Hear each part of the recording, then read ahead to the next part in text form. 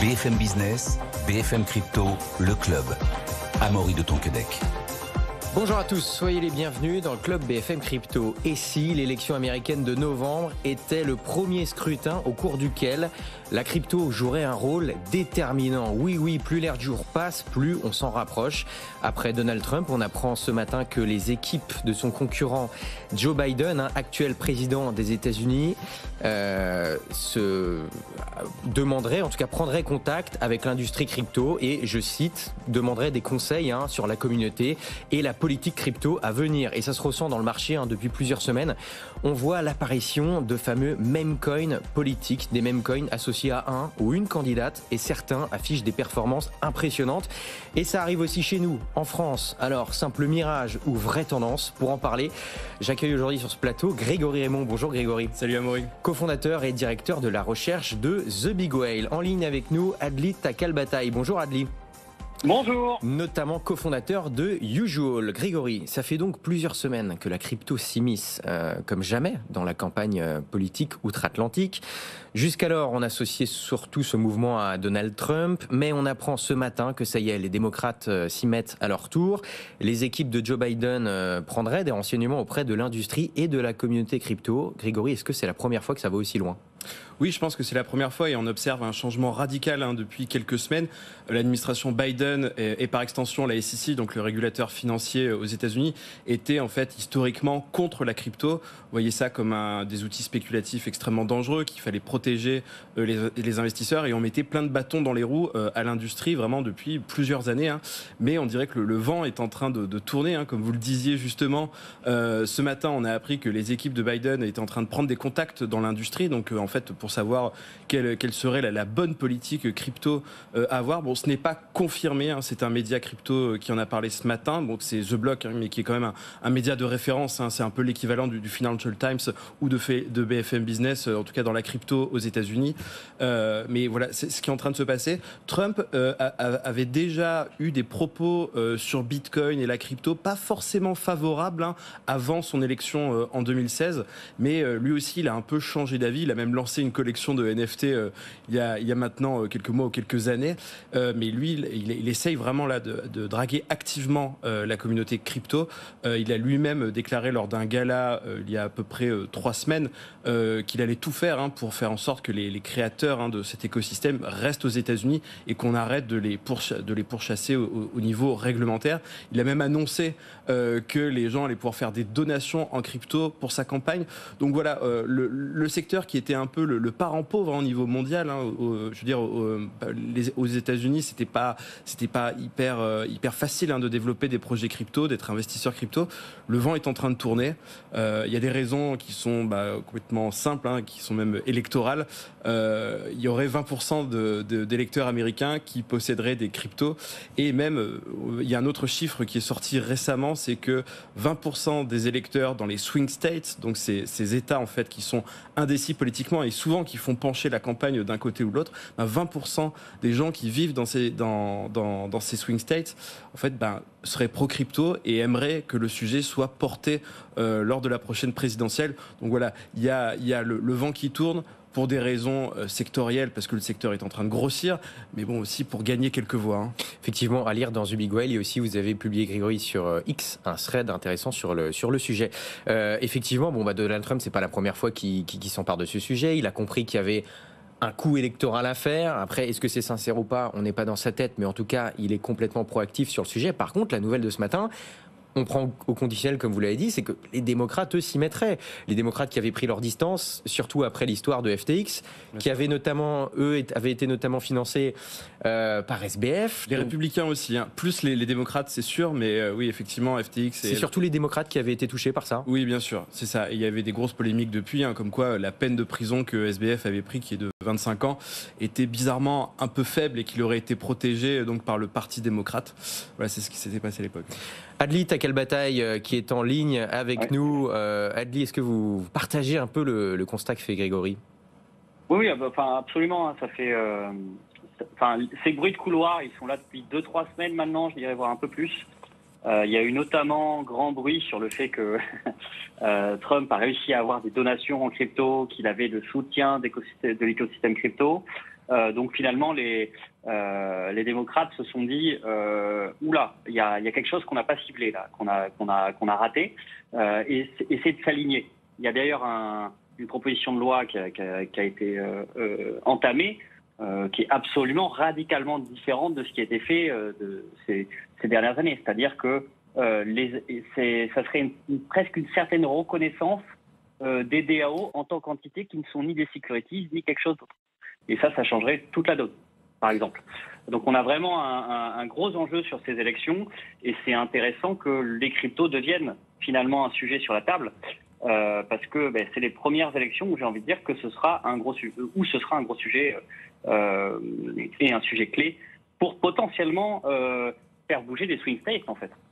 Et au-delà des swing states, on apprend aussi que la Maison-Blanche va envoyer une délégation présidentielle pour assister à l'investiture du président Nayib Bukele, donc président du Salvador, pays qui, je le rappelle, a adopté le Bitcoin comme monnaie légale en 2021. Est-ce que c'est un signal supplémentaire qui est envoyé aujourd'hui ?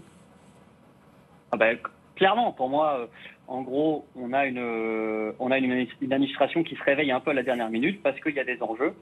Ce qui est assez étonnant, on peut se dire que peut-être que le lobbyisme qui avait été fait avec SBF, FTX, etc., était peut-être plus du côté de la régulation, et d'une régulation qui n'était pas forcément orientée vers la DeFi, et qui n'était pas forcément orientée vers le côté crypto des choses, mais plus sur les échanges centralisés et autres.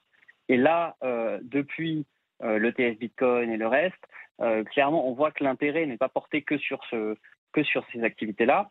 Et peut-être qu'il y a une espèce d'ouverture des yeux, j'ai envie de dire, de cette administration, sur le fait que s'ils continuent sur cette voie, ils vont en effet rater potentiellement quelque chose. Et surtout, le camp d'en face va s'en emparer. Qu'on le veuille ou non, les États-Unis restent un pays très capitaliste et très business, j'ai envie de dire, où les droits de vote sont aussi orientés par cette volonté d'une liberté d'entreprendre dans tous les secteurs, de pouvoir faire du business librement. Et là, tout le monde commence à entendre parler de Bitcoin, et puis tout le monde va en posséder indirectement, parce qu'avec les ETF, c'est aussi la retraite des gens qui est touchée, et ce genre de choses. Donc finalement, on a aussi petit à petit l'infusion des cryptos dans le système économique, qui fait que de facto, ça devient un sujet qui devient plus démocratique, en tout cas qui va plus préoccuper les gens, parce qu'ils sont inclus finalement dans cet écosystème crypto et ce système économique où sont les cryptos. Grégory, c'est la première fois que l'écosystème crypto pourrait être décisif dans un scrutin national ? Oui, je pense que c'est le cas. Comme on disait tout à l'heure, en fait, il y a de plus en plus de gens qui détiennent des cryptos et pour qui le sujet est intéressant, et surtout il faut pas qu'ils soient mis sous pression avec une réglementation excessive. Et en fait, ces gens-là sont en train de se faire entendre, donc c'est intéressant. En Europe, on n'a pas trop ce problème-là. Bizarrement, on va voter le 9 juin, mais le sujet est absolument absent des débats. On peut le regretter d'une certaine façon, mais il y a peu, mardi, j'interviewais Caroline Zorn, qui est donc la tête de liste française aux européennes pour le Parti Pirate. C'est la seule organisation politique qui en parle de ce sujet-là.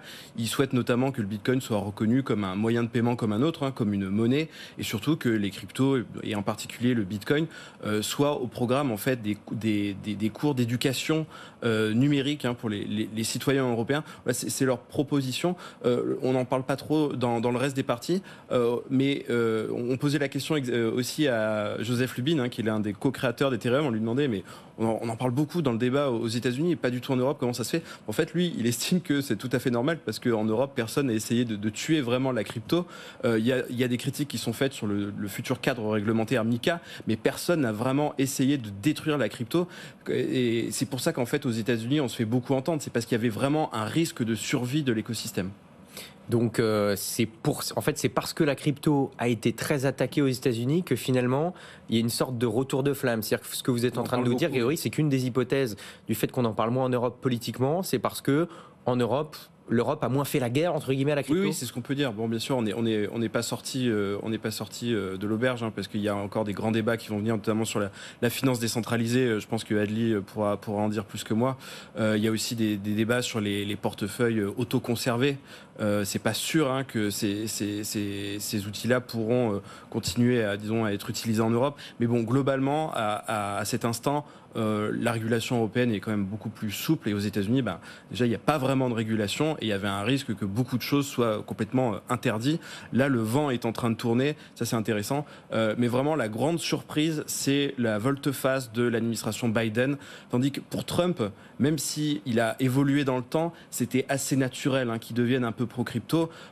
Trump représente pas mal le mouvement libertarien, les cryptos et le libertarianisme, il y a quand même beaucoup de points communs. Donc c'était assez normal que ça converge. Donc là, la vraie surprise, c'est l'administration Biden.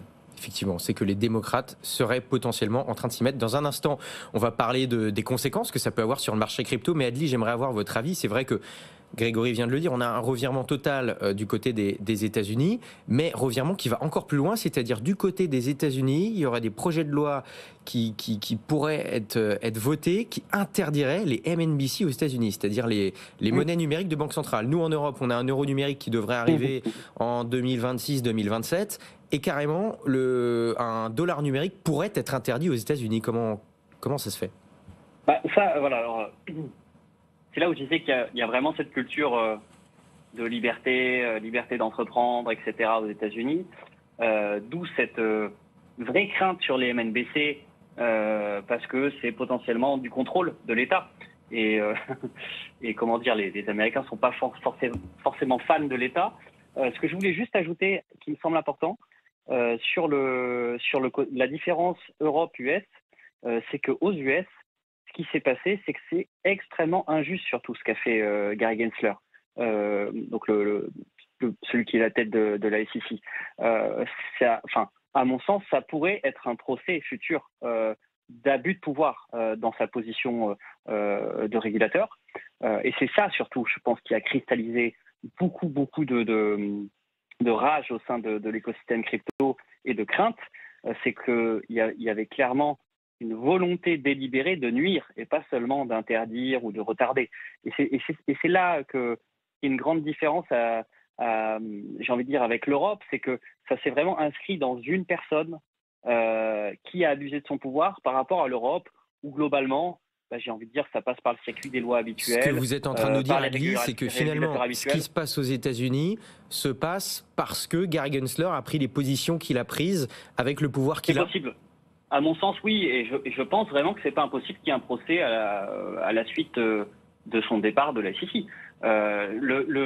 La Cour de New York l'a dit très clairement dans le cas Grayscale contre SEC. Ils ont dit clairement que c'était une position d'abus total, en fait, la position de la SEC sur Bitcoin et les ETF Bitcoin. C'est vraiment ça, c'est justement passé parce que je pense que si les ETF Bitcoin n'étaient pas passés, il y aurait une affaire d'État avec Gary Gensler. Il y a vraiment eu un abus de pouvoir. Et c'est aussi ça qui fait ce revirement, parce que vu que l'administration, elle tourne avec les élections aux États-Unis, les gens savent que Gary Gensler, il n'est pas là pour l'éternité, potentiellement. Donc c'est aussi pour ça que je pense qu'il y a une prise de conscience des démocrates sur ce coup-là, et qu'on voit ce qui se passe aux États-Unis par rapport à l'Europe. Et sur les MNBC, c'est simplement que dans la droite, on va dire, plutôt extrême et dure à la Trump, parce qu'il faut quand même dire les termes, on a une vraie hantise de l'État, et donc la MNBC apparaît comme l'outil de contrôle idéal d'un État totalitaire. Et donc ces gens-là répudient totalement le concept de MNBC, quel qu'il soit. D'où la volonté de l'inscrire dans la loi comme ne pouvant pas apparaître, même si, à mon sens, ça c'est un peu de la poudre, comme dirait vous allez nous citer du Macron, de la poudre de perlimpinpin. Grégory, avant les mêmes coins qui fleurissent avec ce qui se passe au niveau politique et crypto, un mot sur Gary Gensler, vous vouliez réagir ? Oui, je suis plutôt d'accord avec Adli. Et juste pour rappeler qu'en fait, pourquoi on a eu un ETF Bitcoin, c'est parce qu'il y a eu une décision de justice qui remonte à l'année dernière, qui a donné raison à Grayscale par rapport à la SEC. Et c'est à la suite de ce procès-là que en fait, la SEC a été un peu obligée d'accepter les ETF Bitcoin. Là, on pensait que ça serait un peu la même chose que la SEC avec Ethereum, que la SEC utiliserait vraiment tous les recours et que ça aille jusqu'en justice pour qu'on ait une décision finale. Là, ils ont accepté. Il n'y a pas eu besoin de porter plainte contre la SEC. Ils ont eu peur d'une procédure dans laquelle ils laisseraient des plumes potentiellement. C'est assez probable. Et la SEC, ça reste un régulateur. Et s'il commence à accumuler les défaites en justice, quelque part, il perd en crédibilité. Et il faut vraiment se rendre compte à quel point Gary Gensler commençait à être détesté, bien sûr dans la sphère crypto, mais plus globalement dans la sphère financière traditionnelle. Et il y avait vraiment un enjeu d'image derrière ce dossier. Bon, et on le voit effectivement, les politiques, notamment le plus connu, entre guillemets, qui en parle le plus à l'instant, c'est Donald Trump. Et on voit tout un tas de coins, des mêmes coins, à l'effigie de personnalités politiques. Il y en a pas mal notamment sur Donald Trump, mais sur plein d'autres.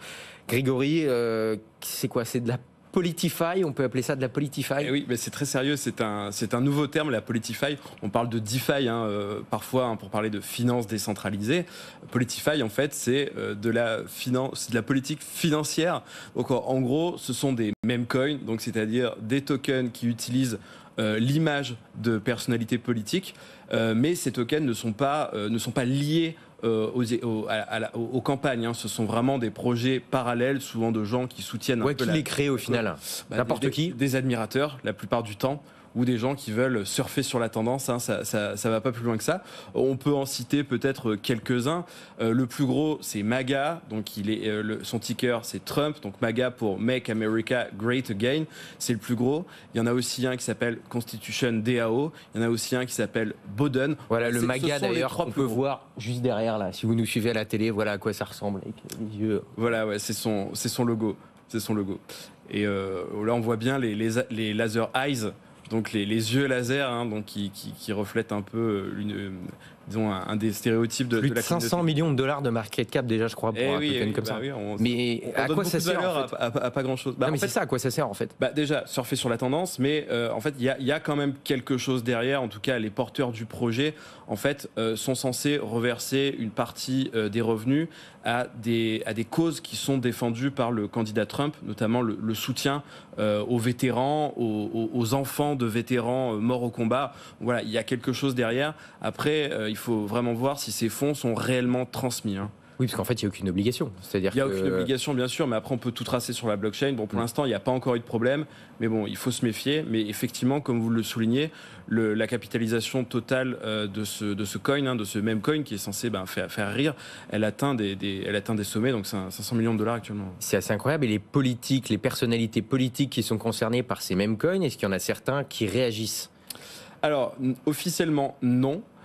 Mais c'est marrant parce que dans certains moments de la campagne, quand les candidats vont sur le terrain et tout, on commence à voir des gens qui viennent voir, par exemple Trump, avec des affiches, avec le logo de ces coins-là. Et donc ça fait un buzz pas possible après sur les réseaux sociaux. Mais encore une fois, sur Trump... on connaît son wallet, l'adresse de son wallet, donc l'adresse où sont toutes ses cryptos. Donc là, on parle de ses cryptos à lui. Ses cryptos à lui, parce qu'en fait, il a lancé une collection de NFT. Enfin, ses équipes ont lancé une collection NFT. Voilà, il y a quelques mois ou quelques années, je me souviens plus très bien. Mais on connaît son adresse. Donc, et sur cette adresse, il y a des gens, donc les créateurs du projet MAGA, qui lui ont envoyé gratuitement donc des tokens MAGA. Et là, actuellement, là, dans son portefeuille, il y en a pour plus de 7 millions de dollars de MAGA.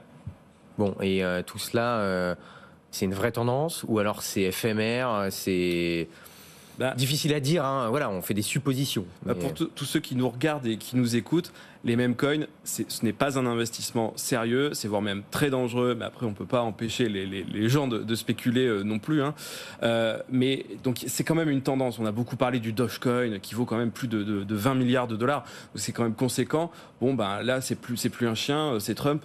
Mais on est obligé de penser de dire que les meme coins sont une tendance qui sont là pour rester, qu'on aime ou qu'on n'aime pas. Et il y a quand même l'élection présidentielle qui se profile, c'est en novembre. Donc je pense que le sujet va continuer de monter, d'autant qu'en plus, le cours de ces mêmes coins liés à des personnalités politiques réagit souvent. C'est corrélé à l'actualité politique. Souvent. Quand Trump a annoncé qu'il allait tout faire pour l'industrie crypto et qu'il allait accepter les dons en crypto pour sa propre campagne, les tokens liés à Trump ont explosé, parfois avec des multiples de 3 ou 4 en seulement 2-3 semaines. Bon, là on parle, on va voir qu'il n'y a pas qu'aux États-Unis que ça se passe, mais pour finir sur les États-Unis, on le rappelle, on a une élection présidentielle qui arrive en novembre. Est-ce qu'en cas de victoire de l'un ou de l'autre candidat, ça pourrait avoir une influence sur le cours de certains tokens? C'est possible. C'est possible, hein. Mais bon, je voudrais vraiment rappeler les risques qu'il y a à investir dans ce genre de token. Ce sont des projets qui sont décorrélés de valeurs fondamentales. Ça suit uniquement une tendance. Les gens qui sont derrière sont peut-être des arnaqueurs. Donc faites très, très, très, très attention. Oui, effectivement, il n'y a absolument aucune obligation et pas de fondamentaux, en tout cas pour la plupart derrière. Donc faites encore plus attention que pour d'autres projets crypto. En France, on voit aussi qu'il y a des meme coins. Alors bon, c'est pas Donald Trump, mais sur nos personnalités politiques à nous, Emmanuel Macron, Marine Le Pen ou autres. Alors oui, il y a des cryptos qui s'appellent Macron ou Le Pen. Alors c'est pas des projets qui sont très récents. Ça remonte à il y a au moins 8 ans. C'est des projets qui n'ont jamais été réellement lancés. À cette époque-là, on parlait même pas de meme coin. C'est le même principe que ce qui se passe là ou c'est autre chose? Non, ça n'a jamais pris vraiment. Je pense que si ça avait été lancé aujourd'hui, peut-être qu'il y aurait pu y avoir une tendance. Mais on est quand même juste en France. Les cryptos sont un marché vraiment mondial. Je pense pas que beaucoup de gens achèteraient des cryptos Macron ou Le Pen juste parce qu'ils y croient et que ça fasse autant de bruit que ces mêmes coins-là. Mais en tout cas, oui, ils ont existé. Je sais même pas si on peut encore les acheter, mais ces cryptos ont existé. Par contre, il y en a une qui a fait un petit peu de bruit lors de la précédente campagne présidentielle, donc en 2022. C'est le Zcoin. Donc c'est un token qui était lié à Éric Zemmour. Ce projet-là, aujourd'hui, n'existe plus. On ne peut plus l'acheter. Les sites internet ont été supprimés. Donc, je pense que ceux qui... C'était une arnaque, c'est quoi? C'était vraiment. Enfin, oui. Enfin, je sais pas si on peut vraiment utiliser le terme d'arnaque, mais en tout cas, les gens qui en avaient aujourd'hui, en fait, ne sont plus capables vraiment de les échanger contre d'autres cryptos. Oui, c'est presque une arnaque. Mais en plus, les porteurs de ce projet-là, ils avaient créé une collection NFT avec un goût un peu douteux. Ça représentait des cartes d'identité de personnes d'origine africaine avec des prénoms très franchouillards. Vous vous rappelez peut-être du débat il y a 2 ans sur les prénoms à consonance étrangère et Éric Zemmour portait ça. Il fallait absolument que si on venait d'ailleurs de franciser son prénom. Donc voilà, il y avait tout ce thème-là. Ça avait pris un petit peu dans l'écosystème pro-Zemmour. On avait vu des articles comme ça dans Valeurs Actuelles sur d'autres médias de ce bord-là. Mais bon, aujourd'hui... En termes de capitalisation, ça avait atteint des niveaux assez importants. Non, ça valait pas grand-chose. Ça valait pas grand-chose. C'était quelques dizaines ou centaines de milliers d'euros. Mais aujourd'hui, ça ne vaut plus rien. Mais en tout cas, oui, la France a eu sa période de meme coin politique. Et on rappellera quand même que c'est toujours les candidats qui sont plus ou moins liés à ce qu'on appelle l'alt-right ou l'extrême droite en France qui fonctionnent avec ce genre de projet-là. Adli, t'as quelle bataille? Il nous reste quelques instants. Vous surveillez, vous regardez un petit peu ces mêmes coins qui fleurissent là avec ce qui se passe notamment au niveau politique aux États-Unis? Pour être honnête, pas trop. Je le vois forcément passer dans mon feed, etc. Mais c'est pas quelque chose que j'ai suivi de très très près. C'est quelque chose qui a déjà eu lieu même avant. J'ai envie de dire, même à l'époque où il n'y avait pas encore Ethereum, on pouvait pas faire des tokens. Il y avait des gens qui s'amusaient à lancer des chaînes. Il me semble qu'il y avait un coin qui était pour le politique Ron Paul aux États-Unis, un autre aussi pour un autre libertarien. Donc il y a déjà des gens qui ont fait des coins pour des politiques depuis un bout de temps. Que ça devienne potentiellement un outil un jour, pourquoi pas. Je pense que les partis pourraient les utiliser dans le cadre. Aux US, ça serait plus facile parce que c'est quand même beaucoup plus permissif tout ce qui est don d'argent aux politiques. Chez nous, par exemple, ça serait extrêmement compliqué parce que les règles de donation sont très, très, très strictes. Donc, non, je pense que de toute manière, en ce moment, il y a une tendance des meme coins. Je veux dire, la seule verticale qui a vraiment réémergé depuis ce bull market, c'est les meme coins. Et pour l'instant, on n'a même pas l'impression qu'en plus, il y a une quantité dingue de retail. C'est un peu du meme coin entre gens qui aiment bien les cryptos. Donc, c'est un peu un côté casino pur. Même si c'est les gens tradent en quelque sorte des unités culturelles et donc c'est un peu du trading à la popularité pure sans forcément qu'il y ait quelque chose derrière, donc c'est pas déconnant pour des hommes politiques d'être sous forme de token vu que le jeu politique est un jeu de popularité pure. On peut parler de fondamentaux politiques, mais hélas souvent dans le débat public et souvent ce qui détermine le résultat d'une élection, clairement, c'est pas les programmes des politiques, c'est ce qui dégage. Clairement. Grégory, il nous reste quelques secondes. Ça peut servir les politiques, ce genre d'initiative, ce genre de meme coin? Oui, je pense. À l'époque, moi, j'avais enquêté sur le Zcoin. J'avais posé la question à l'équipe de campagne d'Éric Zemmour. Ça les faisait bien marrer ce projet. Et surtout, en fait, ça contribuait à ce qu'on parle de Zemmour et de ses idées sur les réseaux sociaux. Ils pouvaient en tirer aucun avantage financier parce que, comme le disait Adli, le financement des campagnes en France est extrêmement encadré et même si les porteurs du projet du Zcoin avaient voulu financer Zemmour, ils n'auraient pas pu. Mais ce qu'on retient derrière, si on enlève vraiment les risques d'arnaque, c'est que les cryptos, en fait, prouvent encore une fois qu'elles ont une force communautaire extrêmement importante et qu'en fait tout le monde se réunit autour d'un objet numérique de valeur qui peuvent s'échanger, peuvent faire plein de choses avec. Donc en fait ça semble assez naturel en fait que les politiques s'emparent de ça. Les politiques donc pourraient peut-être s'emparer de ces objets-là pour faire campagne. Merci beaucoup Grégory Raymond, cofondateur et directeur de la recherche de Big Whale, d'avoir été avec nous, et aussi Adli Takalbataï qui était en ligne avec nous, cofondateur notamment de Usual. Merci messieurs, bonne journée. À demain, rendez-vous 15h. BFM Business, BFM Crypto, le club.